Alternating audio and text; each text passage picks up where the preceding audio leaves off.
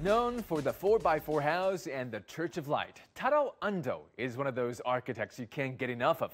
His works bears a personality much like his own, and his life path has always been anything but traditional. He was a boxer and a truck driver before he became an architect, and he learned in 1 year what others did in 4 years or 5 years on his own. He even has his own recipe for concrete that gives his ANDO concrete the unique silky smooth finish. Next, we head to a retrospective exhibition of the legendary Japanese architect at the Beijing Mingsheng Art Museum to find out what is giving him his inspiration and vitality. The exhibition begins with Eternal Youth, Green Apple, an installation located at the entrance of Beijing Mingsheng Art Museum, symbolizing a youthful mindset. Being the most comprehensive large-scale exhibition of Japan's most active and influential architect, the exhibition presents the extraordinary achievements of the great master TADAO ANDO and his thinking about the future. This green apple symbolizes the youthful heart of you and me in the teens and 20s. When you are wondering what you want to do with your life, I want to share it with all of you that never lose the heart of the green apple. Keep running. Even if you are 100 years old, you can embrace with a 100-years-old youth. The highlights of the exhibition include one-to-one replicas of TADAO ANDO's most famous designs, Church on the Water and Church of the Light, two works from his most well-known church trilogy project in Japan.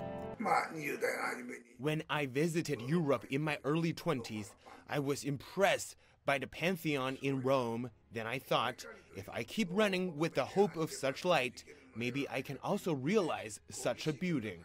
Inspired by light and out of curiosity, I built the Church of the Light.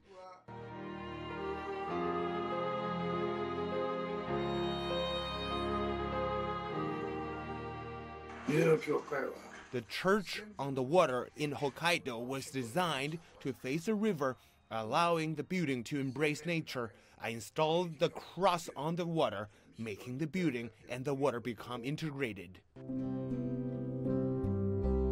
Besides the two installations, this exhibition replicates another classic work by TADAO ANDO, the meditation space of UNESCO for the first time.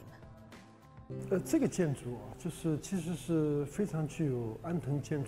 meditation space of UNESCO was built to commemorate the 50th anniversary of the founding of UNESCO in 1995. This building has the typical characteristics of TADAO ANDO's style. He used triangle, circle, and square, which he believes are the basic shapes of all things. The cylindrical concrete structure creates a round space where visitors can see a circle of light when they look up. It makes people re-examine their own heart, so it's called meditation space. Born in 1941 in Osaka, TADAO ANDO was once a professional boxer and a truck driver before learning to become an architect on his own. After half a century of architectural practice, his signature use of concrete and natural light is well known to the world. Through exquisite architectural models, detailed design manuscripts, travel sketches, and photos, this exhibition traces the footprints of the master TADAO ANDO.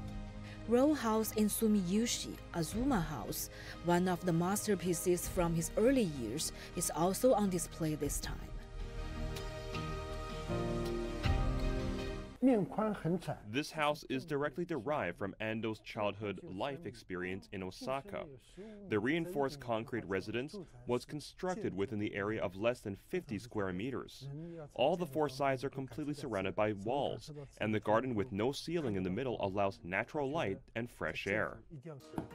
As one of the most influential architects in the world, the Japanese architect has also created many works in China.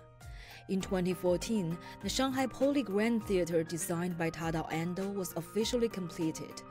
True to his minimal style, the theater features a concrete structure enclosed within a glass and aluminum facade.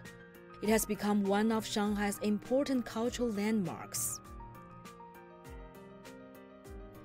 Another example is the Liangzhu Center of Arts in Hangzhou, which opened in 2016. The center is made up of 3 separate boxes. All of the 3 sections feature floor-to-ceiling windows, allowing natural light to flood in. And his recent project in China is He Art Museum in Shunde, South China's Guangdong province, which opened to the public in 2020. ANDO's design presents his signature use of slick concrete, while cooperating with various natural elements, including light, water, and wind, into the context of Lingnan architectural culture in the design. We have also done a lot of work in China in the past 15 years or so. The rate at which buildings are being built in China is phenomenal, and we have been very fortunate to participate in this development environment. I want to build buildings that will touch people when they visit them. Although he is 80 years old, the architect never stops designing and exploring. I have not received any professional education, but I know that as long as I have interest and curiosity in architecture, I can keep going. I hope that I can live with a useful mindset like this green apple till I am 100 years old.